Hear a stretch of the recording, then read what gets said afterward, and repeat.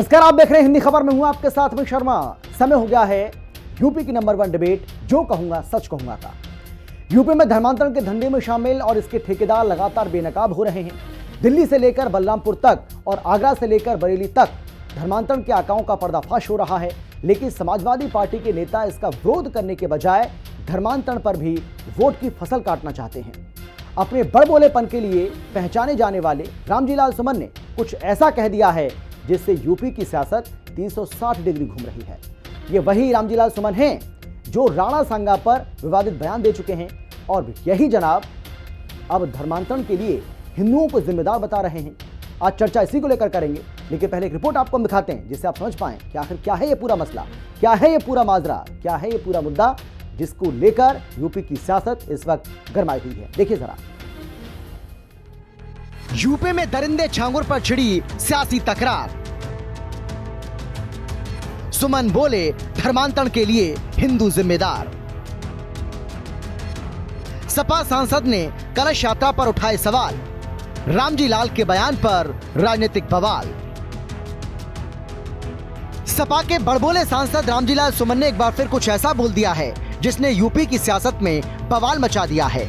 जहां योगी सरकार प्रदेश में धर्मांतरण के खिलाफ बड़ा अभियान चला रही है, जिहादी छांगुर के राज्य के कई शहरों में फैले नेटवर्क को ध्वस्त किया जा रहा है। दरिंदे छांगुर और उसके साथियों के अवैध आशियानों पर बाबा का बुलडोजर गरज रहा है। इसी बीच रामजीलाल सुमन ने धर्मांतरण को लेकर एक नई थ्योरी पेश कर दी है।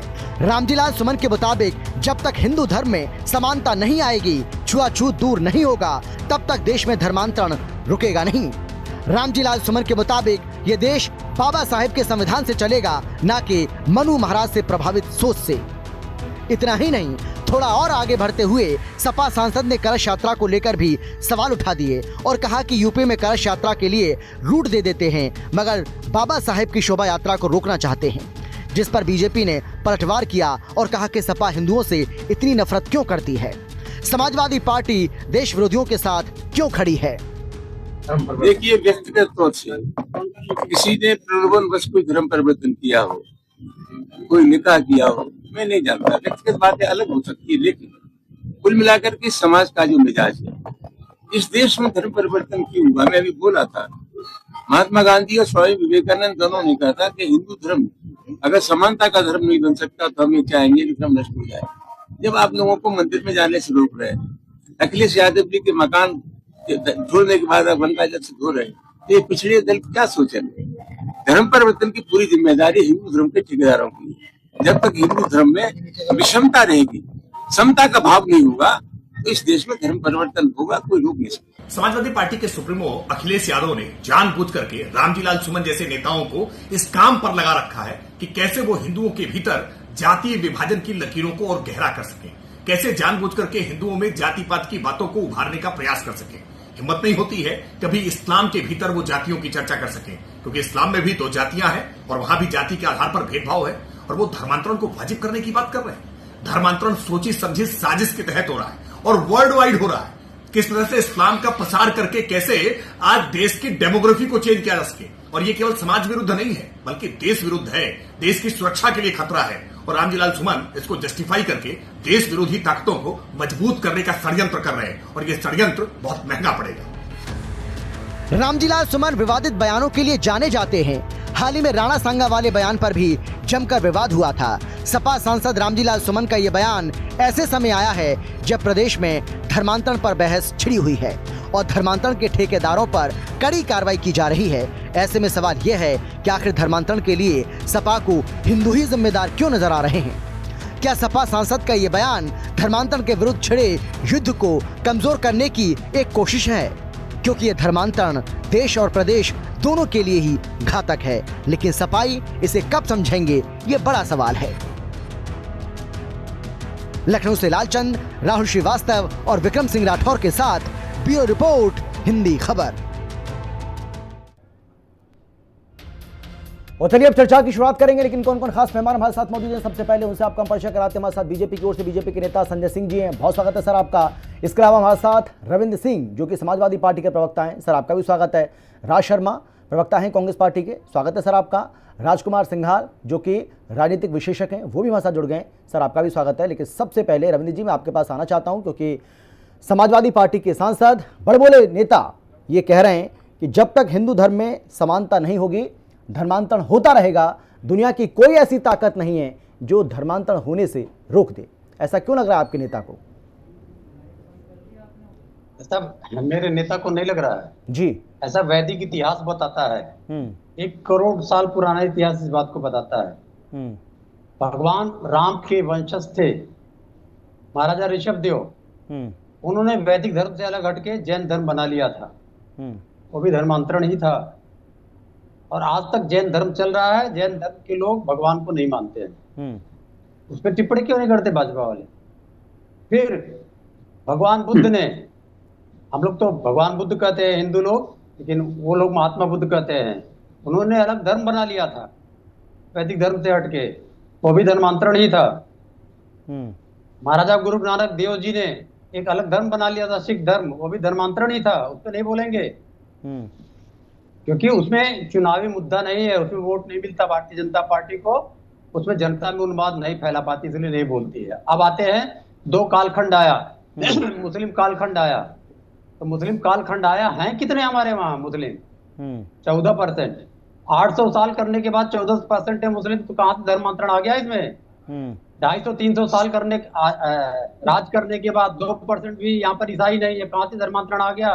लेकिन एक चीज भाई साहब बहुत जरूरी है, जहां पर राष्ट्रीय स्वयंसेवक संघ ने कार्य किया है, चाहे नॉर्थ ईस्ट हो या ईस्टर्न कोस्ट हो, वहां पर सबसे ज्यादा धर्मांतरण हुआ है। इन्होंने गुंडे भी पाले हैं, इन्होंने स्टेम ग्रेन्स जैसे पादरी के पूरे परिवार की हत्या भी करा दी है, तब भी धर्मांतरण हुआ है।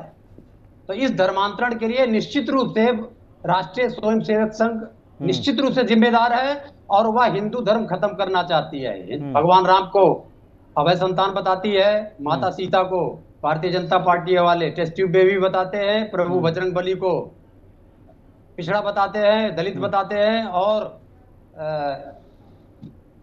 समित पात्रा जी हैं। समित पात्रा जी कहते हैं कि भगवान जगन्नाथ नरेंद्र मोदी के शिष्य थे। अब रही बात छांगुर की, छांगुर को छांगुर बनने किसने दिया? केंद्र की भारतीय जनता पार्टी की सरकार और उत्तर प्रदेश की सरकार। नहीं, इतना बड़ा आपराधिक कृत्य कर रहा नहीं, छांगुर को किसने बनाया वो तो चलिए हम बात कर लेंगे, लेकिन मुझे एक बात आप बताइए कि क्या छांगुर को लेकर हर रोज जो नए खुलासे हो रहे हैं और धर्मांतरण का धंधा जो वो कर रहा था, नए जो ऐलान किए जा रहे हैं, जो जानकारी सामने आ रही है, तो इसका मतलब आप ये नहीं मानते हैं कि छांगुर धर्मांतरण के किसी भी धंधे में शामिल था? उसका नेटवर्क न केवल देश के अलग अलग राज्यों में फैला हुआ था बल्कि उत्तर प्रदेश के कई शहरों में इसने पूरी तरह से अपनी पैठ बना ली थी। न केवल देश और प्रदेश बल्कि विदेशों तक इसका नेटवर्क फैला हुआ था। क्या समाजवादी पार्टी इस बात को नहीं मानती है? क्या हमारी जो जांच एजेंसियां हैं, मानती है, यूपी पुलिस जो है, जो एसटीएफ जांच कर रही है, जो नहीं एटीएस जो जांच कर रही है, क्या वो बेकार है? सब वो झूठा है? क्या जनता पार्टी द्वारा बनाया गया था? भारतीय जनता पार्टी की केंद्रीय सरकार ने उसको 40 बार बाहर आने जाने दिया और एफसीआरए से पैसा लेने दिया। समाजवादी पार्टी का वो कौन सा नेता था? समाजवादी पार्टी का वो कौन सा नेता था जिसके घोड़े का इस्तेमाल करता था? आपने प्रश्न पूछ लिया। नहीं, मैं हाँ तो मैं तो पूछ रहा हूँ। नहीं तो सर मैं आपसे काउंटर सवाल कर रहा हूँ ना। आप मुझे बताइए समाजवादी पार्टी का वो कौन सा नेता था जिसके घोड़े का इस्तेमाल किया जाता था? समाजवादी पार्टी का वो नेता कौन सा था जिसने छांगुर ने जिसकी मदद की थी? बताया जा रहा है कि बहुत ज्यादा मदद की थी, नॉमिनेशन से लेकर के और चुनाव लड़ने तक और जीतने तक पूरी मदद की, पूरी मौज करी थी उसकी। कौन था वो नेता? समाजवादी पार्टी का नेता बताते हैं उसको। वह नेता था अतीक अहमद जी, जिसके पैसे पे योगी आदित्यनाथ का मीडिया सलाहकार पल रहा है। 4 करोड़ रुपया लिया है लीगल रूप से। वही अतीक था जो गुजरात सरकार को पाकिस्तान से ड्रोन उपलब्ध कराता था। तो ये अतीक अहमद क्या बीजेपी का नेता था क्या? रविंद्र जी, ये अतीक अहमद बीजेपी का नेता था क्या? और स्थानीय प्रशासन, बीजेपी की स्थानीय प्रशासन उसको पाल रही थी, उसको 100 करोड़ का घर बनाने दे रही थी। अच्छा, छांगुर भारतीय जनता पार्टी का भस्मासुर है। नहीं, मैं आपसे जानना चाह रहा हूं ये अतीक अहमद जो है वो किस पार्टी का नेता था? बता तो रहे, हमारे वहां था, हम लोगों ने निकाल दिया था। अच्छा, हम लोगों ने निकाल दिया। उसके बाद योगी आदित्यनाथ के वर्तमान मीडिया सलाहकार बताते इस्तीफा दे दिया, लेकिन काम कर रहे हैं। 4 करोड़ रुपया लिया उससे। आप बता दिए किसका नेता था? साबरमती जेल में बंद संजय सिंह जी जवाब दीजिए, उसके संजय जी ड्रोन जवाब कौन दीजिए। मंगवाता था पाकिस्तान से? ठीक है, संजय जी जवाब दीजिए। अमित जी, जी। अब ऐसे लोगों का मैं क्या जवाब दूं? नई नई थ्योरी, ये तो मार्क्सवादियों से, वामपंथियों, अंग्रेजों और इस्लामिक साहित्यिक इतिहासकारों से, इरफान हबीब से ज्यादा पढ़े लिखे विद्वान लोग नजर आ रहे हैं जो बता रहे हैं कि जैन धर्मांतरण था, बौद्ध धर्मांतरण था, सिख धर्म धर्मांतरण था।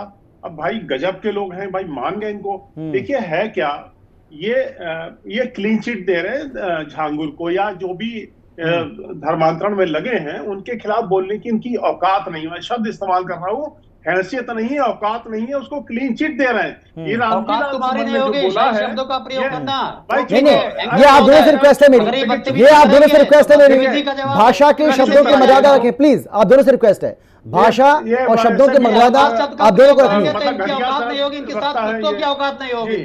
अरे भाई इनको जरा चुप कराइए प्लीज प्लीज, आप दोनों से रिक्वेस्ट है, आप दोनों से मेरा विनम्र निवेदन है कि हाँ भाषा पर संयम रखें। बिल्कुल, भाषा और शब्दों की मर्यादा बहुत जरूरी है। देखिए ये सब बदतमीज लोग हैं, इस तरह की भाषा नहीं सर, प्लीज प्लीज, कोई निजी टिप्पणी नहीं होगी, कोई निजी टिप्पणी नहीं होगी, कोई निजी टिप्पणी नहीं होगी। मुद्दे पर आते हैं, मुद्दे पर आते हैं। नहीं भाई, भाई कोई किसी के खानदान की बात नहीं करेगा, ये गलत बात है। आप दोनों पढ़े लिखे हैं, अपनी अपनी पार्टी को डिफेंड करने के लिए बैठे हैं, मुद्दे पर बात करते हैं ना सर, मुद्दे पर बात करते हैं। अटैक करेगा उससे ज्यादा मैं असलियत कह रहा हूँ तो बेचैन हो जा रहे हैं। चलिए मुद्दे पर आते हैं, मुद्दे पर आते हैं सर, समय खराब हो रहा है सर, हमारा और आपका समय बहुत कीमती है और दर्शकों का हमसे ज्यादा है। तो मैं ये कह रहा था, देखिए अभी अखिलेश यादव जी दिल्ली गए थे, उनकी पत्नी, धर्म पत्नी थी डिंपल जी पे, किस तरह से डिंपल यादव जी बहुत शालीन महिला हैं, हम लोग उनकी प्रशंसा करते हैं। जिस तरह से मौलाना ने अभद्र टिप्पणी की है, इनकी हैसियत नहीं हो, कोई बोल नहीं रहा है, कोई नहीं बोल रहा उनके उस मौलाना के खिलाफ। क्यों? क्योंकि उनके चरणों में गिरे हुए हैं वोट के लिए, लोग इतने गिर चुके हैं और झांगुर को क्लीन चिट दे रहे हैं ये सब कह के। भाई हिंदू, मैं रामजीलाल सुमन से बात करना चाहता हूं, भाई हिंदू किस तरह से इसके लिए जिम्मेदार है? भाई पैसे के बल पे धर्मांतरण होता है, लव जिहाद के द्वारा धर्मांतरण होता है, और कई तरीके अडॉप्ट करते हैं। वहां छुआछूत का तो मामला ही नहीं है, इस आधार पर धर्मांतरण करते ही नहीं ये लोग। ये तो हिंदू धर्म के खिलाफ बातें समझाकर और पैसा देकर, बच्चियों को पैसे के लालच में फंसाकर ये सब खेल चल रहा है, ये सब मीडिया जगत में है। अब ये रवीन सिंह जैसे लोगों की बात को तो समाज नहीं समझेगा, इनको तो डिसोन करेगा। लेकिन वास्तविकता ये है कि जो जितनी भी मुस्लिम ताकतें हैं, इस्लामिक ताकतें हैं, उनके खिलाफ बोलने की नहीं संजय जी, नहीं है। संजय जी वो कह रहे हैं कि भाई नहीं, वो ये कह रहे हैं कि इसके लिए हिंदू इसलिए जिम्मेदार है क्योंकि अखिलेश यादव अगर किसी मंदिर में जाते हैं तो उस मंदिर का शुद्धिकरण किया जाता है। अगर कोई दलित परिवार का बेटा बेटी, उसके साथ भी आप लोग छुआछूत करते हैं, मतलब आरोप लगा रहे हैं कि भाई हिंदू धर्म में उनको मंदिर जाने की परमिशन नहीं है, कहते हैं कि मंदिर नहीं जा सकते हैं, खत्म हो चुकी है, वो मंदिर नहीं जा सकते, छुआछूत समाज से खत्म हो चुकी है। हाँ, ये सफाई और ये जो तथाकथित सेकुलर है, ये समाज को विघटन की ओर ले जाना चाह रहे हैं जातिवाद के नाम पर। आज कहाँ छुआछूत चलती है, आप बता दीजिए भाई। सब होटलों में खाना खा रहे हैं और तमाम जगह है, कौन किसको देख रहा है, कौन किसकी जात पूछ रहा है? साहब ये क्या नई नाटक बना रखा है? हिंदू समाज को विकसित करने का कार्यक्रम है, कोई छुआछूत नहीं, छुआछूत खत्म हो चुकी है, कहीं छुआछूत समाज के अंदर नहीं है, सब बराबरी का दर्जा है। ये हिंदू समाज है जिसकी प्रशंसा बाबा साहब भीमराव अम्बेडकर ने स्वयं 22 अप्रैल 1927 को बहिष्कृत भारत के लेख में लिखी है, जो कि हिंदू समाज को नहीं, लेकिन वो तस्वीरें तो संजय जी आपने भी देखी होंगी। के खिलाफ नहीं, वो तस्वीरें तो आपने भी देखी होंगी ना, जब समाजवादी पार्टी के नेता कहीं गए उसके बाद शुद्धिकरण हुआ था, वो तस्वीरें तो आपने भी देखी होंगी। ये तो सच्चाई है ना, और कहते हैं तस्वीरें कभी झूठ नहीं बोलती, ये तो सच्चाई है। गलत कर रहा हूं तो आप बताइए। भाई वहां के लोकल लोगों ने अगर शुद्धिकरण करा है, क्या कारण है ये तो ये बताएं भाई, क्या होगा? वहां जूते लेके चले गए थे, क्या चक्कर था जो शुद्धिकरण किया? अखिलेश यादव जी राम मंदिर तो जाएंगे नहीं, कृष्ण मंदिर जाएंगे नहीं, बकवास करते रहते हैं कि शुद्धिकरण, ये बहानेबाजी नहीं चलेगी। मस्जिद जा रहे हैं ना, बहुत जागरूक है, बहुत जागरूक है हिंदू समाज। अब आप हिंदू समाज को बेवकूफ नहीं बचा, और यही बेचैनी है इन लोगों की, यही बेचैनी कि हिंदू समाज को तोड़ नहीं पा रहे पीडीए के नाम पर। ये पीटीए के नाम पर नहीं तोड़ पा रहे, ये पूरा भरसक कोशिश कर रहे हैं। एक वो कोई मौर्य थे पहले इनकी पार्टी में, पार्टी छोड़ के चले गए, उससे अखिलेश यादव रामचरितमानस के नाम पर गाली दिलवाते थे, अब एक रामजी लाल सुमन को आगे कर दिया है। तो भाई हिंदू समाज को अगर आप ध्वस्त करोगे, मैं आपके बड़े चैनल पर कहना चाहता हूं कि वो मंडल साहब को जिन्होंने पाकिस्तान में जिन्ना का साथ दिया था, क्या दुर्गति हुई थी, रामजी लाल सुमन को जानना चाहिए। दूसरी बात, रामजी लाल सुमन बड़ी समानता की बात कर रहे हैं, तो जो दलित समाज में जो उपजातियां हैं, जिस समाज में रामजी लाल सुमन है, क्या उससे ऊपर के कास्ट वाले दलित क्या उनके यहाँ शादी करते हैं? क्या बराबरी में बैठाते हैं? पहले आप अपने ही समाज में छुआछूत खत्म कर लीजिए। आप ब्राह्मण ठाकुरों को तो गाली देने बैठ जाते हैं, मनुस्मृति का नाम ले लेने लगते हैं। मनुस्मृति से कोई राज्य नहीं चल रहा है, कोई शासन पद्धति नहीं चलती है। एक राजा का नाम बता दीजिए जिसने मनुस्मृति से राज्य चलाया हो। किस ब्राह्मण के घर में मनुस्मृति पढ़ाई जा रही हो, उसका नाम नहीं बता सकते ये लोग। लेकिन हाँ, शरीयत जरूर इस देश के अंदर चलती है, और अगर सपा सरकार आ गई तो शरीयत लागू होगी उत्तर प्रदेश में, ये बिल्कुल तय है। मौलाना के आगे सिर के बल खड़े होके शरीयत लागू करेंगे। मैं फिर याद दिला देना चाहता हूं कि जब सपा की सरकार थी तो ऑल इंडिया मुस्लिम पर्सनल जो देवबंदियों का एक गुट है, all India Muslim personal board ने डिमांड रखी थी अखिलेश यादव जी से कि हर जिले में शरीयत काजी अदालतें खुलनी चाहिए। तो ये तो उनके आगे सिर के बल खड़े हो जाएंगे। मनुस्मृति का बहाना लेके नाटक कब तक करेंगे? मनुस्मृति का कोई एक राजा बता दीजिए जिसने भारत में मनुस्मृति के हिसाब से राज्य चलाया। ठीक है, राज शर्मा जी जवाब दीजिए। राज शर्मा जी, इस बात का जवाब मैं आपसे लेना चाह रहा हूं, और आपसे इसलिए क्योंकि राहुल गांधी भी गाहे बगाहे, आपने सुना ही होगा, वो बार बार कहते रहते हैं कि भैया मनुस्मृति से देश नहीं चलेगा, ये देश संविधान से चलेगा। तो देश तो संविधान से ही चल रहा है, मनुस्मृति से चल कहाँ रहा है? तो फिर इस पर सवाल क्यों? और जो अभी सवाल जो संजय जी ने किया उसका भी जवाब चाहिए। वो कह रहे हैं कि कोई भी एक राज्य बता दीजिए, या कोई भी एक राजा जिससे आपको लगता है कि मनुस्मृति से उसने अपना राज्य चलाया या उससे ऐसे राज कर रहा है।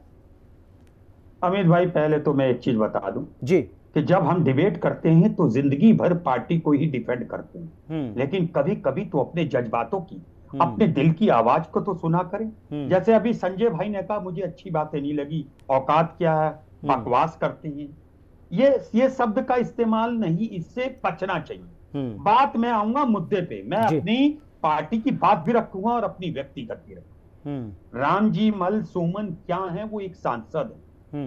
उन्हें कुछ भी कहने से पहले कम से कम 25 बार सोचना चाहिए कि उनके कहने का क्या संदेश जाता है। ये पहली बात। दूसरी बात, उनके हर बयान पे आप अखिलेश जी को ब्लेम करो, ये गलत बात, ये गलत बात है, बिल्कुल गलत बात। क्या बात आप कर रहे हैं सर? अखिलेश जी ने, अरे रामजी लाल सुमन जी कोई अगर बयान दे रहे हैं तो अखिलेश यादव बिल्कुल कंधे से कंधा मिलाकर खड़े हो जाते हैं कि हमारे सांसद साहब ने, हमारे सांसद ने जो कहा बिल्कुल ठीक है।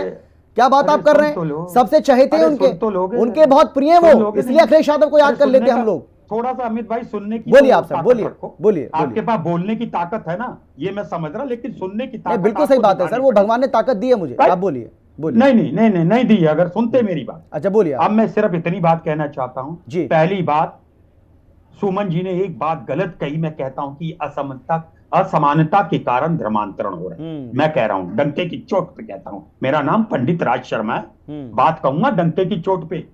बस वो गलत ट्रैक पे चले, जबकि धर्मांतरण का जो कारण है वो गरीब लोगों की अनदेखी है, जो 11 साल से केंद्र की और 7-8 साल से उत्तर प्रदेश की है। इन सरकारों ने गरीबों की अनदेखी करी। धर्मांतरण इसलिए नहीं हो रहा असमानता। अरे किस बात की असमानता है भाई? रामजी सुमन से कौन मेरे जैसा पंडित बोल लेगा? अरे मेरे जैसे गरीब बोल लेगा, सुमन से मेरे जैसा बोलेगा क्या? मैं इस बात को कभी नहीं कहूंगा। और याद रखिएगा, मैं कभी भी विश्लेषक और मैं भारतीय जनता पार्टी के प्रवक्ता से कहना चाहता हूं, देश को गलत बातों से गलत दिशा और दशा मत कराना। बात बोलो सही की, हम समय पार्टी को डिफेंड करोगे यार? अगर आप गरीब का घर जैसा टीवी में दिखाते हो बनते हुए, गरीब की मदद जैसे टीवी में दिखाते हो करते हुए, अगर धरातल में करते, धर्मांतरण नहीं होगा। और याद रखना, मैं कह सकता हूं, दुनिया में आज की ताकत में आदमी मरता वो भी ईमान नहीं बदलता, सिर्फ गरीबी। 10 सेकंड का समय अमित जी, कोई एक पेड़ रुक जाओ बोलना। राज शर्मा जी की अरे भाई, नागरिक हूं, मुझे अपनी नागरिक समझो, प्रजा नहीं, बोलने का अधिकार है। मैं सिर्फ इतनी बात कहना क्या चाहता हूं पंडित जी कि बोलते भारतीय हो आप भाई? लेकिन राज्य बोलना ही राज्य है। फिर वही बात आ अब जाती है बोलो। ना, राज्य बात वही आ जाती है भाई। बेरोजगारी हटाने का नारा तो कांग्रेस पार्टी की ओर से दिया गया था सर, आपको याद होगा। इसका जवाब हाँ, देता हूं। बहुत मतलब आप सोचिए ना, एक काबिल प्रधानमंत्री इस देश की, जिनके बारे में आप लोग ऑपरेशन सिंदूर हुआ उसके बाद हमने देखा किस तरीके से कसीदे पढ़े गए। तो भाई नारा तो आप ही लोगों ने दिया था। अगर इसके लिए बीजेपी जिम्मेदार है तो 10-11 साल में तो ये हालत नहीं हुए। मैं बार बार कहता हूं, ये 10-11 साल में ऐसे हालात पैदा नहीं हुए। अगर देश के अंदर गरीबी है, गरीब और ज्यादा गरीब होता जा रहा है, तो इसमें बराबर की जिम्मेदारी आपकी भी है, क्योंकि सबसे ज्यादा देश के ऊपर राज आप लोगों ने किया है। जी मैं तो आप ही के संग बहने लगाऊं। बोलिए। ये जिम्मेदारी इस सरकार की है ही नहीं। ये जो आप बोल रहे हो ना, ये भी सरकार के कारण नहीं बोल रहे हो। इसकी जिम्मेदारी भी ना राजीव गांधी जी को जाती है पूरी की पूरी। इधर सुन लीजिए, अटल बिहारी वाजपेयी साहब की जिम्मेदारी नहीं, किसी की जिम्मेदारी नहीं, सारी जिम्मेदारी कांग्रेस पार्टी की जाती है। तो अरे नकारो, आप क्या कर रहे हो 11 साल से? 11 साल जो आपकी सरकार में जो बच्चा 2014 में पैदा हुआ था। चलिए सर, आता हूं मैं आता हूं आप लोगों के पास, मैं आप लोगों के पास लौटूंगा। लेकिन फिलहाल हमारे साथ रामजीलाल सुमन, समाजवादी पार्टी के सांसद, और अपने बयानों के लिए सुर्खियों में रहते हैं। एक बार फिर से उनका एक बयान बहुत ज्यादा सुर्खियों में है और यूपी की सियासत उससे बहुत ज्यादा गर्मा रही है, आप सभी जानते हैं, जिसको लेकर हम चर्चा भी कर रहे हैं। बहुत स्वागत है सर आपका। आप सुन पा रहे हैं क्या मुझे? धन्यवाद। रामजीलाल सुमन जी, आपने ये कहा है कि हिंदू धर्म में जब तक असमानता रहेगी तब तक ये धर्मांतरण जारी रहेगा। दुनिया की कोई ऐसी ताकत नहीं है जो धर्मांतरण को रोक पाए। क्यों लग रहा है सर आपको ऐसा? ये मैंने इसलिए कहा जी, एक तो सबसे बड़ी बात यह है कि ये जो व्यक्तिगत तौर पे किसी लालच बस या और किसी कारण से अगर धर्मांतरण हो रहा है तो मैं इसका विरोध करता हूँ जी।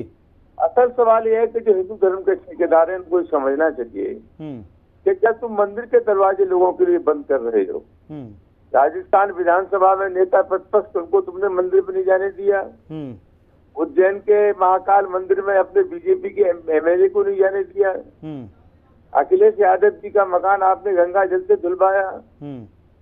तो कुल मिलाकर के जो आचरण है हिंदू धर्म का, महात्मा गांधी और स्वामी विवेकानंद दोनों ने ये कहा कि हिंदू धर्म अगर समानता का धर्म नहीं बन सकता जी, तो हम चाहेंगे धर्म नष्ट हो जाए।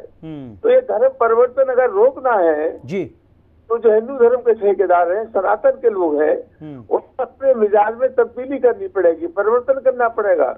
जब तक हिंदू धर्म में समता का बोध नहीं होगा, क्षमता का भाव नहीं होगा, तो धर्म परिवर्तन होगा।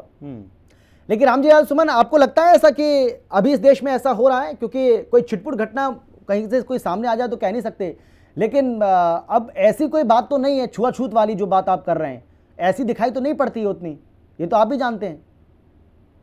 दोबारा रिपीट करिए। मैं ये कह रहा था सर, मैं आपसे ये सवाल कर रहा था, मैं आपसे जानना चाह रहा था कि जो आप दावा कर रहे हैं, वाकई में आपको ऐसा लगता है कि इस देश के अंदर अभी भी छुआछूत है? क्योंकि मैं मानता हूं कि पहले ये सब चीजें चलती थी, लेकिन अब तो ऐसा नहीं है ना कुछ भी। यही आप देख ले ना सर, हम एक ही ऑफिस में काम करते हैं सर, हम एक ही ऑफिस में काम कर रहे हैं। यहाँ पे कितनी जाति के, कौन कौन जाति के, किसकी जाति के लोग काम कर रहे हैं यहाँ पर, हम उनके साथ बैठकर खाना भी खा रहे हैं, हम उनके साथ अपना काम भी कर रहे हैं, हमें कोई और काम करना है वो भी हम काम कर रहे हैं। यहाँ कैसे पता चलेगा कि किसकी क्या जाति है? आप बताइए ना मुझे। तो कहाँ है समानता? आप समझिए जी, ये क्या अर्थ है? आपको नहीं मालूम उत्तर भारत में, खासतौर से उत्तर प्रदेश में, रोज डॉक्टर अम्बेडकर की भगवान गौतम बुद्ध की मूर्तियां, इसका क्या मतलब है? वो मूर्तियां नहीं टूट रही है, एक मिजाज टूट रहा है, एक विचार टूट रहा है। कुल मिलाकर के आप हर कदम पर आप उनको एहसास कराओगे कि तुम्हारा नीचे का दर्जा है, तुम समान रूप से हमारे साथ बैठ नहीं सकते, उठ नहीं सकते। मेरा कहने का मतलब है कि जब तक इस प्रकार का आचरण रहेगा तब तक आप कैसे रोक लेंगे कर्मर्जन को? जी, तो असल और बुनियादी सवाल है कि सबसे बड़ी जिम्मेदारी उन ठेकेदारों की है जो धर्मांतरण को पूरे की बात तो करते, लेकिन अपने व्यवहार में तब्दीली नहीं लाना चाहते।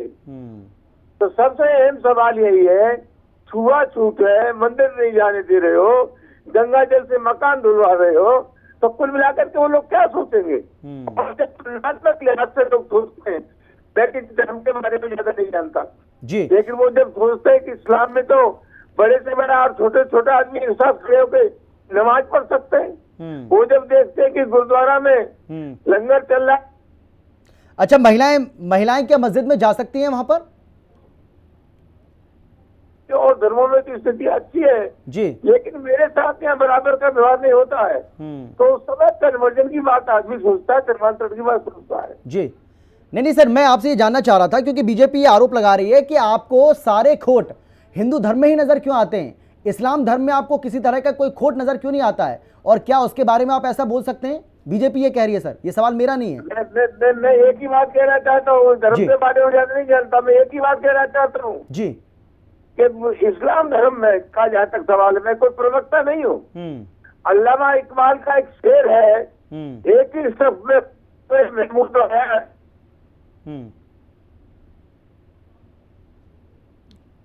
आवाज चलेगी सर, आपकी आवाज आपकी ब्रेक हो रही है सर, अब तो आ ही नहीं रही।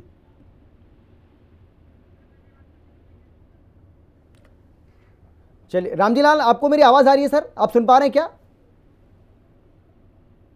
रामजी लाल सुमन जी, आपको मेरी आवाज आ रही है, सुन पा रहे हैं क्या आप? चलिए, उन तक हमारी आवाज नहीं जा पा रही है। बहुत धन्यवाद आपका हमारे साथ जुड़ने के लिए। लेकिन संजय जी जवाब दीजिए। संजय जी, क्योंकि मैं थोड़ा सा आगे बढ़ना चाह रहा था, लेकिन फिर भी एक छोटा सा जवाब आपको। जी नहीं, बहुत गंभीर मुद्दे पे आप चर्चा करा रहे हैं अमित जी। आपके चैनल को मैं धन्यवाद देना चाहूंगा, बहुत गंभीर मुद्दा उठाया है आपने। हाँ बोलिए। देखिए रामलाल जी, सुमन जी इतने बड़े चैनल पर सरासर झूठ बोल रहे हैं। वो हो सकता है जुड़े हो, सुन रहे हो मुझे। मैं उनका जवाब चाहता हूं, किस मंदिर में दलितों को प्रवेश से रोका जाता है? पहली बात। दूसरी बात, क्या रामलाल जी, सुमन जी जो शायद जाटव समाज से हैं, क्या पासी समाज जो उनका है दलित समाज में, कोरी समाज में होती है? आप ब्राह्मण ठाकुरों को गाली देते रहते, पहले अपने में असमानता तो दूर कर लीजिए आप पहले। और बाबा साहब भीमराव अंबेडकर ने तो इस्लाम के खिलाफ कितना बोला है, कितना खुल के बोला है उन्होंने। किसी की हैसियत नहीं इन लोगों की बोलने की। बाबा साहब भीमराव अंबेडकर ने इस्लाम में और ईसाई धर्म में जाने से मना किया था, बौद्ध धर्म स्वीकार किया था कि मैं बौद्ध धर्म में जाऊंगा जो भारत की भूमि से उत्पन्न हुआ, विदेशी धर्म में नहीं जाऊंगा, साफ मना किया था। ये कौन से बाबा साहब के अनुयायी हैं? अमित जी, हम भी बैठे हैं यहाँ पर। कौन से? नहीं सर, मैं आगे के लिए बैठा रहता हूँ। ठीक है, ठीक है। जी से जवाब भी तो बैठा ला, टाइम के लिए बैठा ला। अच्छा ठीक है, ठीक है। राजकुमार जी नाराज हो गए, राजकुमार जी नाराज हो गए, बिल्कुल उनकी बात जायज भी है। टाइम होता जा रहा है, हम लोग बैठे हैं, सुन रहे हैं आप लोगों को। नहीं, आप बोलिए, अब आपने सबको सुन लिया सर। चलिए, मैं आपसे सवाल ही नहीं कर रहा, अब आप बोलना स्टार्ट करिए सर, आपकी बारी, बोलिए बोलिए बोलिए। मैं सिर्फ इतना कहना चाहता हूं जी, अभी संजय जी कह रहे हैं कि भाई छुआछूत तो कहीं है ही नहीं। आपने ग्वालियर का मुद्दा देखा होगा और ये देखा कि हाई कोर्ट के जस्टिस ने 3 बार आदेश दे दिया कि भाई अंबेडकर की मूर्ति वहां लगेगी ग्वालियर कोर्ट में, खंडपीठ में। लेकिन वहां के कौन लोग रोक रहे थे? वो कौन लोग थे? वो मनवादी नहीं थे। जयपुर में मनु की वो लगी है, मूर्ति लगी है। एक मिनट, यही भाजपा सरकार थी यूनाइटेड नेशन में, लोग रहे थे बाबा साहब भीमराव अम्बेडकर को सम्मान दिलाया चाहता तो डीजीपी को तलब करके मूर्ति लगवा सकता था। अभी तक 2 महीने से लगभग होने को आगे, अभी तक मूर्ति नहीं लगी जी ने। और रामजी लाल सुमन जी ने क्या गलत कह दिया? जो पीड़ित होगा तो धर्म परिवर्तन कर सकता है, ऐसा नहीं कि नहीं करेगा। आप पीड़ित कर रहे हो गरीब लोगों को, तुम धर्मांतरण के सपोर्टर हो, इसका मतलब। और दूसरी बात यह है, बता दीजिए, अगर रामजी लाल सुमन नहीं होते तो क्या उनके घर पर जाकर हमला करते, नंगी तलवारें दिखाती? धर्मांतरण को बढ़ाना चाहता है, किसी धर्मांतरण को प्रमोट करता है, इसका मतलब इसकी जांच होनी चाहिए। पुलिस से पूछो, राजकुमार सिंह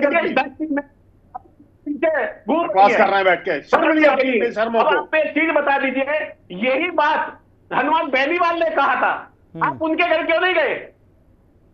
तो आपने दलितों को ऐसा समझ लिया कि छुआछूत आप कर ही रहे हो ना। अगर अम्बेडकर जी का संविधान मानते हो तो मूर्ति लगाओ। किस दलित का खाना खाया तुमने, ये बताओ। उनके खिलाफ किस दलित के पैर धोए तुमने? क्या मध्य प्रदेश में हिंदुओं के धर्मांतरण के बीजेपी की नहीं है लोग सब? तो मेरे कहने का मतलब है ये सब झूठ है कि आप किसी के साथ छुआछूत नहीं होती है। और रामजी लाल सुमन जी ने कोई गलत नहीं कहा है भाई। जो पीड़ित होगा धर्म परिवर्तन कर सकता है, उसमें कोई दिक्कत नहीं है। रही छांगुड़ की बात, अगर वो अपराधी है तो उसे सजा मिलेगी, गलत किया तो उसने। तो यानी आप मतलब यानी आप रामजी लाल सुमन की इस बात से सहमत हैं कि हिंदू धर्म जिम्मेदार है धर्मांतरण के लिए, इस देश के अंदर अगर धर्मांतरण हो रहा है तो उसके लिए हिंदू धर्म जिम्मेदार है। आप इसका समर्थन कर रहे हैं, ये सब धर्मांतरण, मैं ये मानूं। आप ये बता दिए पीड़ित कौन है, आप ये बता दिए हिंदू किसे मानते हो, आप किन जातियों को हिंदू मानते हैं? भाई आप ये कहते हो कि सारे हिंदू एक हो जाइए, जब शेड्यूल कास्ट पर दलितों पर अत्याचार होता है और ये हिंदू ही करते हैं, फिर आप क्यों नहीं कहते हो कि सारे एक हो जाए? तो अरे तो आप ये भी तो हिंदू भाई हैं। क्यों करते हो ये? तो संविधान की बात करते हो आप, तो संविधान की सौगंध खाते हो, संविधान का ही उल्लंघन करते हो। नहीं, अत्याचार कहाँ हो रहा है? एक दो घटना तो बताइए कम से कम। बैठा रखा आपने, अभी मथुरा में हुआ, कई बार बकवास कर रहा है, नहीं चढ़ने दिए के हाथे से दलित बेटी के साथ जिंदा। अच्छा, कई घटना में गिरा देता हूं आपको। तो मेरे कहने का ये मतलब है, आप पीड़ित परिवार को, भाई जो अपराधी है किसी भी जाति का हो सकता है, आप उसे सजा दीजिए, बचाने के हम लिए इसके साथ हैं। भाई सरकार सजा देगी पीड़ित, देखिए अपराधी किसी भी जाति का हो सकता है, किसी भी धर्म का हो सकता है, तो सजा देने का अधिकार तो सरकार को है ना। आप जाति धर्म देखकर अगर सजा दोगे तो आप पे उंगली उठेगी। जाति धर्म देखकर कौन दे रहा है? बताइए ना मुझे, आप कौन दे रहा है सजा? बुलडोजर किसके यहाँ चल रहा है यूपी में? अरे तो बुलडोजर भैया, बुलडोजर क्या बात आप कर रहे हैं? यार ये क्या बात आप कर रहे हैं? मैं कितने हिंदुओं के नाम आपको गिना दूं जहां पर बुलडोजर कार्रवाई हुई है? सपा या कांग्रेस का नेता है ये, इसको मना रखा है राजनीतिक विश्लेषक। बता दीजिए, सोफिया कुरैशी के बारे में किसने कहा था, कौन नेता थे वो? क्या ये आतंकवादियों की बहन है? आपने क्या सजा दी? अरे इस तक नहीं कर पाए उस आदमी को। और ये लगता है कांग्रेसी है मध्य प्रदेश का, ये कांग्रेसी है मध्य प्रदेश का जो बैठा हुआ अवकाश कर रहा है। सुप्रीम कोर्ट की तो बात नहीं आप लोग, इसकी तो भाषा बता रही मध्य प्रदेश का मतलब ये है। कोई नहीं, कोई नहीं। संजय जी प्लीज, संजय जी भाई, राजकुमार जी भी हमारे मेहमान है जैसे आप हैं, तो मेरा मानना ये है कि नहीं, ये देखिए भाषा की मर्यादा का तो ध्यान रखिएगा प्लीज। बिल्कुल ठीक है, नहीं अगर आप उनकी बात से असहमत हैं तो आप जवाब दीजिए, प्रमोट करने की बात, आप जवाब दीजिए सर, पूरा मौका है आपके पास। लेकिन प्लीज मैं बार बार कह रहा हूँ, थोड़ा भाषा का तो ध्यान रखिए ना। सोफिया कुरैशी कहाँ की थी? पाकिस्तान की थी क्या? हिंदुस्तान की नहीं है क्या? राज जी आप बोलिए। बैठाया साहब, ठीक है, राज शर्मा जी बैठाया उनको। ठीक है, मेरी बात मैं आ रहा हूँ, मैं लौटूंगा आप दोनों के पास, मैं आप दोनों के पास लौटूंगा। अगर राज जी बोलेंगे, हाँ बोलिए आप। मैं एक बात कहना चाहता हूं सिंगाल साहब जी, मैं ये कहता हूं कि अपनी जात के कल्याण के बारे में उसको कहने का अधिकार देना चाहिए, जिसने अपने आप बड़ा होने के बाद अपनी जात बिरादरी को ऊंचा स्थान दिलाने के लिए कोशिश की हो, मदद करी हो। मैं एक बात जानना चाहता हूं सिंगाल साहब, बस अभी देखिए थोड़ी बड़ी छोटी घटनाएं होती रहेंगी, कोई सरकार नहीं रोक सकती। बिल्कुल सही बात है। मैं आपको गाली दे दूं, मुझे ना तो संजय सिंह रोक सकते हैं ना रविंदर सिंह, मगर आप सिंगाल साहब एक बात बताइए, आप यहां पे जिस एमपी की बात हो रही मेरे गठबंधन की पार्टी की, क्या उन्होंने वो एक लिस्ट दे पहले कि मैंने 100 परिवार जो जिनसे अन्याय हो रहा है उन लोगों को मदद करी, उनका घर बनाया, उनके बच्चों को पढ़ाने के लिए फीस दी, तब उन्हें कहने का अधिकार। और सिंगाल साहब आपको भी बहुत सही बात, आपको नमन राज शर्मा जी, आपने बहुत कड़वी सच बात कह दी आज आपने। इस देश ने मेरे बेटे को क्या दिया, मेरे बच्चे को क्या मिला? इस राज शर्मा का कौन है ये कि मैं पंडित हूं? मेरे बेटे को क्या दिया आपने? एक कृपया मेरा बेटा नहीं है, अब भी आप गाली दो, नहीं सुनूंगा गाली, बात करूंगा जेन्युइन, कहीं अन्याय नहीं होता। मेरे घर में काम करते हैं, शेड्यूल कास्ट है, जिस थाली में मैं खाता हूं उस थाली में वो खाते हैं। अब बताओ, सोमन से पूछना है रविंदर भाई, तो वो पूछे कितने शेड्यूल कास्ट परिवारों की मदद करी, कितने जाटा परिवारों की मदद करी, बस कह दिया। क्या सुमन जी के सामने मेरी बैठने की हैसियत है? करना पड़ेगा और यहाँ बकवास कर दिया जाए, कोई असमानता नहीं है। जहां सरकार की गलती है, सरकार को गरीबी लोगों पर ध्यान देना चाहिए, चाहे मेरी सरकार हो, चाहे सपा की हो, चाहे बीजेपी की हो। अरे यार कभी तो सच बोलना सीखो, हर समय झूठ भरे में जिंदगी जियोगे। अगर मेरा रोना होगा तो राज शर्मा जी, आज आपने दिल खुश कर दिया, आज आपने सच बोला है। इन लोगों के मुंह पे आपको नमन करता हूँ, आपके चरणों में नमन करता हूँ राज शर्मा जी, आप श्रेष्ठ ब्राह्मण हैं, मैं आपके चरणों में नमन करता हूँ। आपके अंदर का धर्म भाव जाग गया आज। नहीं हो सकता, नहीं हो सकता। क्या मुझे अपने बारे में सोचने का अधिकार दोगे या नहीं दोगे? हर समय अरे कैसे होगा हिंदू एक? जिंदगी भर गालियां देते हो आप यार, हर समय गालियां दोगे? ठीक है रविंद्र जी, आप बोलिए। रविंद्र जी आप बोलिए। आपने सुन लिया, आपने सुन लिया। और आप ही की पार्टी के भाई सुनिए, आप ही की राज इंडियन सहयोगी कह सकते हैं आपको, क्योंकि चुनाव तो भाई ऐलान कर चुके हैं ना समाजवादी पार्टी के नेता मुखिया अखिलेश यादव कह चुके हैं कि कांग्रेस पार्टी के साथ ही मिलकर चुनाव लड़ेंगे हम 2027 का। तो आप देख लिए गंगा उल्टी बह रही है। आपके सांसद कुछ और बोल रहे हैं, लेकिन कांग्रेस पार्टी तो इसका समर्थन कर ही नहीं है, बयान का कह रही है बिल्कुल गलत बयान। मां गंगा कोई छुआछूत नहीं, गलत है वही है अमित जी। मां गंगा सीधी ही वही है, सीधी ही बहेंगी। भारतीय जनता पार्टी वाले कितना भी अपवित्र करें। अब आते हैं इसी डिबेट में भारतीय जनता पार्टी के प्रवक्ता का जो दुर्व्यवहार एक दलित चिंतक के प्रति रहा है, वही भारतीय जनता पार्टी की मानसिकता बता देता है और भेदभाव बता देता है। आप पूछ रहे थे महिलाएं जा सकती है कि नहीं, पूछ रहे थे ना आप। एक सबरीमाला का डिसीजन दिया था कोर्ट ने, स्वामी अयप्पा का मंदिर है, महिलाएं नहीं जा सकती थी उसमें। लेकिन मैंने मस्जिद का पूछा, आप मंदिर की बात करने लगे। मैंने मस्जिद का पूछा कि मस्जिद में महिलाएं जा सकती हैं क्या, क्योंकि आप भेदभाव की बात कर रहे हैं। तो भेदभाव तो हिंदू है, मैं मंदिर की बात आ रहा हूँ। क्या बात आप कर रहे हैं? मतलब नहीं, मैं समझ गया, मैं समझ गया। सुप्रीम कोर्ट को हस्तक्षेप देना पड़ा। मैंने दुख तिलक पर हाथ रख दिया, मैंने आपके दुख तिलक पर हाथ रख दिया। प्लीज एक मिनट संजय जी, संजय जी एक मिनट, संजय जी एक मिनट। रविंद्र जी मुझे ऐसा लग रहा है कि दुख तिलक पर हाथ रख दिया मैंने आपके। देखिए आप बोले नहीं ना, आप कह रहे हैं कि मतलब हिंदू धर्म के बारे में पूरा ज्ञान है आपको, धार्मिक ग्रंथों के बारे में पूरा ज्ञान है आपको, सब कुछ आप बता देंगे कितने खोटे हैं उसमें। लेकिन मैंने जब मैंने आपसे पूछा कि क्या मस्जिद में मुस्लिम महिलाएं जा सकती हैं क्या, लेकिन आप कह रहे हैं मुझे उसकी कोई जानकारी नहीं है। हिंदू धर्म के बारे में तो सब जानकारी है आपको, आपके नेताओं को जानकारी है। बोल रहे हैं, आपने मुझसे पूछा ही है ये प्रश्न, क्यों झूठ बोलते हैं? एंकर है ना, झूठ मत बोलिए। मैं झूठ नहीं बोला सर, मैंने यही सवाल आपसे किया। पूछा था उससे प्रश्न नहीं पूछा आपने, जो मैं पूछ रहा, जो अगर आप पूछ रहे तो बताइए। सुनिए मुस्लिम, आप पूछिए, प्रश्न पूछिए, मैं जवाब दूंगा। मैं आपसे यही जानना चाह रहा हूँ। मैं कह रहा हूँ भेदभाव इस्लाम व्यक्ति नहीं। अच्छा अभी बताइए, आप ये बताइए क्या मुसलमानों में जातियां नहीं है? क्या मुसलमानों में जातियां नहीं है? पठान, चौहान, अंसारी, एक बार सुनिए। हाँ, पठान, चौहान, अंसारी, कुरैशी। चिल्लाइए मत आप। नहीं चिल्ला नहीं रहा, मैं तो आपको बता रहा हूँ, मैं तो आपको बता रहा हूँ शिया सुन्नी क्या क्या नहीं है वहां पर, उसके बारे में तो आप नहीं बोलते। अरे शिया सुन्नी जाति नहीं है, पहले समझा करिए। अरे तो मैं तो पठान, चौहान, अंसारी, कुरैशी, ये क्या है? ये क्या है बताइए ना, मैं तो आपसे हिंदुओं में बताइए आप। इस्लाम में जातियां हैं, ऐसी जातियों के आधार पर आरक्षण दिया गया है। ये बात आपको सरकार से पूछनी चाहिए थी, मुझसे नहीं। अब दलित परेशान क्यों होते हैं जब घोड़ी नहीं चढ़ने दिया जाता है? दलित या पिछड़े परेशान क्यों होते हैं जब मुख्यमंत्री आवास को गंगा जल से धुलाया जाता है? पिछड़े परेशान क्यों होते हैं जब एक मुख्यमंत्री मंदिर में जाता है और उस मंदिर को धुलवा दिया जाता है गंगा जल से? क्या पवित्र गंगा जल केवल और केवल ठाकुर, ब्राह्मण और वैश्यों के लिए है, दलितों के लिए मां गंगा नहीं है? इनकी सोच से हो सकती है। चलिए समय मेरे पास बचाने में चाहता था। राजकुमार जी जल्दी से अगर बोल पाए आप 5 सेकंड में जल्दी से। आप अभी कह रहे थे क्या मुस्लिम महिलाएं मस्जिद में जा सकती हैं? जी आप एक चीज देखिए कि जब मुसलमान कोई नमाज पढ़ता है तो उसमें जाति भेदभाव तो रहता ही नहीं है, वो वहां इकट्ठे हो जाते हैं सारे लोग। क्या मंदिरों में दलित और जा सकते हैं?